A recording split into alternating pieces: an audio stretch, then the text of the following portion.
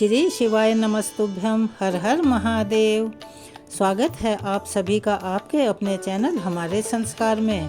आज हम आपके लिए लेकर आए हैं भाद्रपद मास में पड़ने वाले प्रदोष व्रत के बारे में जानकारी, उसके शुभ मुहूर्तों के बारे में जानकारी, सूर्योदय सूर्यास्त किस समय होगा और प्रदोष काल किसे कहा जाता है। लेकिन उससे पहले आप सभी से हाथ जोड़कर नम्र निवेदन है कि प्लीज़ जो भी चैनल पर नए हैं वो हमारे चैनल को सब्सक्राइब करें, वीडियो को लाइक करें, ज़्यादा से ज़्यादा शेयर करें, बेल आइकन को भी अवश्य ही दबाएं। कमेंट्स बॉक्स में ओम नमः शिवाय, हर हर महादेव, बम बम भोले जो भी आपको अच्छा लगे लिखें, क्योंकि भगवान भोलेनाथ अपने नाम की तरह से ही भोले हैं और जितनी बार भी उनका स्मरण किया जाए उतना ही कम है, क्योंकि भगवान भोले आदि हैं, अनंत हैं। इस लोक में वे सभी सुख सुविधाएं प्रदान करते हैं और आखिरी सफर में मोक्ष प्रदान करते हैं। तो ऐसे भगवान का स्मरण क्यों ना किया जाए। आप सभी का दिन शुभ हो। आइए अब हम आपको बताते हैं कि इस साल 2025 में भाद्रपद महीने के शुक्ल पक्ष में पड़ने वाले प्रदोष व्रत की तिथि और शुभ मुहूर्त यानी के प्रदोष काल के समय के बारे में भी।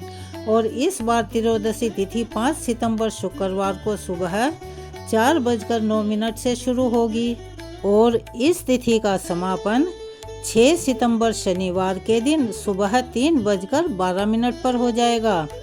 ऐसे में इस बार प्रदोष व्रत 5 सितंबर दिन शुक्रवार को ही रहेगा। यह शुक्र प्रदोष व्रत होगा। त्रयोदशी तिथि के दिन ब्रह्म मुहूर्त का समय रहेगा सुबह 4:38 से 5:26 तक। सूर्योदय होगा सुबह 6:14 पर और सूर्यास्त शाम के समय 6:36 पर होगा। इस दिन श्रवण नक्षत्र का शुभ योग रात 11:38 तक रहेगा।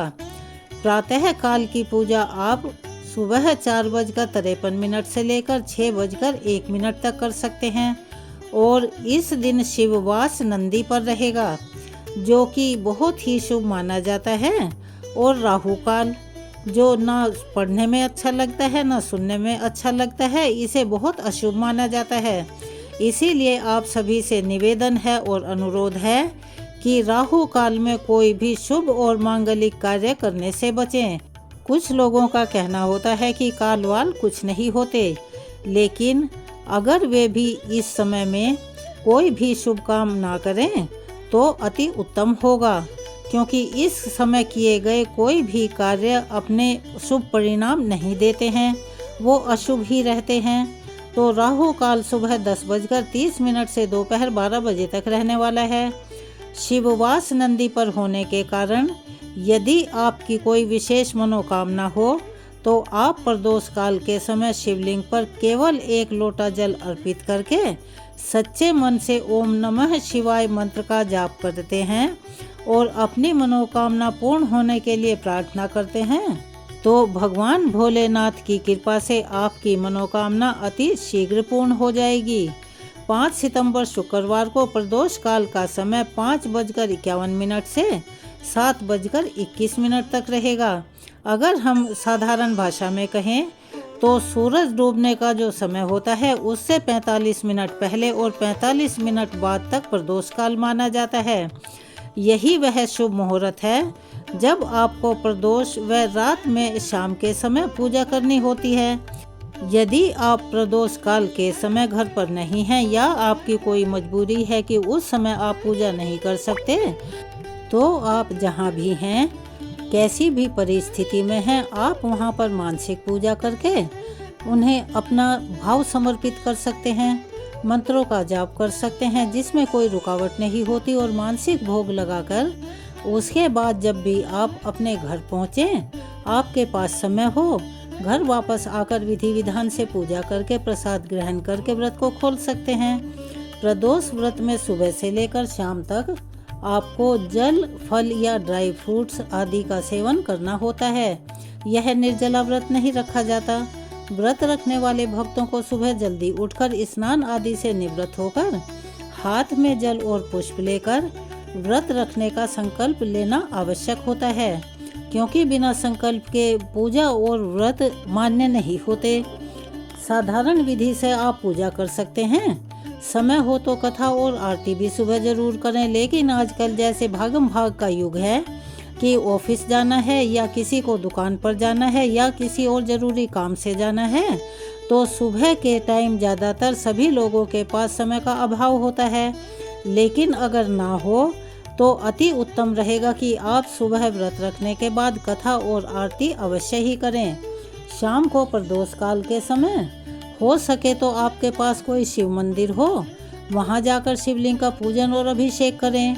अगर नहीं है तो आप अपने घर के मंदिर में आपने भगवान शिव की जो प्रतिमा रखी हुई हो या कोई तस्वीर हो या फिर आपने शिवलिंग स्थापित किए हुए हों, तो उनकी पूजा भी आप विधि विधान से कर सकते हैं।